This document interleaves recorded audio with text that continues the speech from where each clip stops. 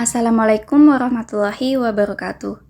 Yang saya hormati Bapak Rahmat Dwi Pambudi MSI selaku dosen mata kuliah Perencanaan Pembangunan. Kami dari kelompok 3 akan menjelaskan mengenai karakteristik ekonomi negara berkembang.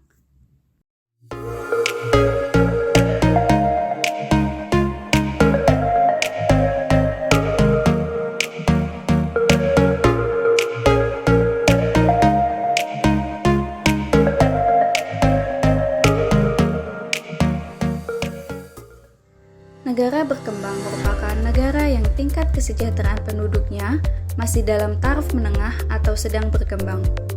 Adapun karakteristik negara berkembang diantaranya yaitu standar hidup yang relatif rendah.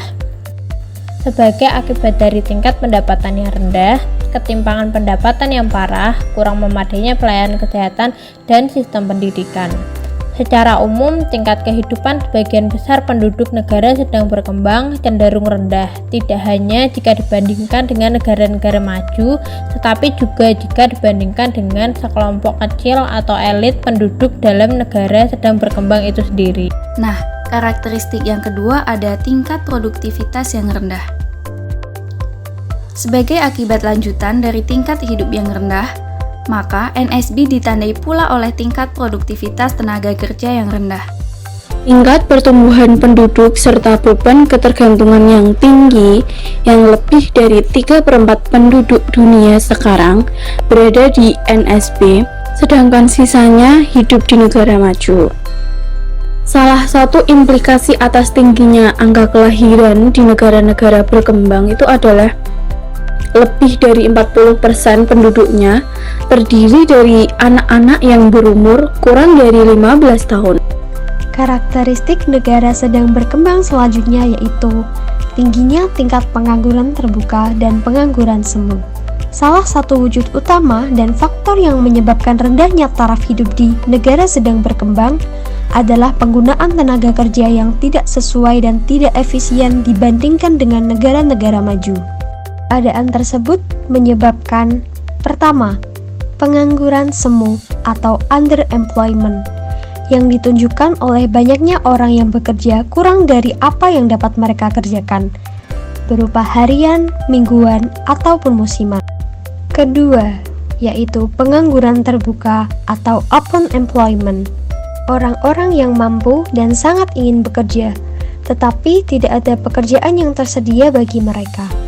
Hal tersebutlah yang menuntut tersedianya lapangan pekerjaan yang sesuai dengan perkembangan jumlah tenaga kerja. Karakteristik negara berkembang selanjutnya yaitu ketergantungan terhadap produksi pertanian serta ekspor produk primer bahan mentah.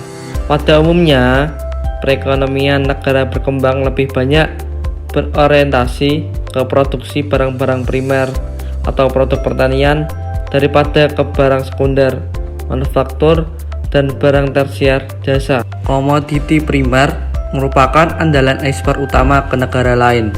Namun, pertumbuhan ekspor negara berkembang ternyata tidak dapat mengimbangi ekspor negara maju. Pasar dan informasi yang tidak sempurna. Perangkat hukum atau legal, budaya, dan institusional di NSB, kalaupun ada, masih sangat lemah guna mendukung beroperasinya mekanisme pasar secara efektif dan efisien. Karakteristik negara berkembang yang ketujuh yaitu dominasi, ketergantungan, dan vulnerability dalam hubungan-hubungan internasional.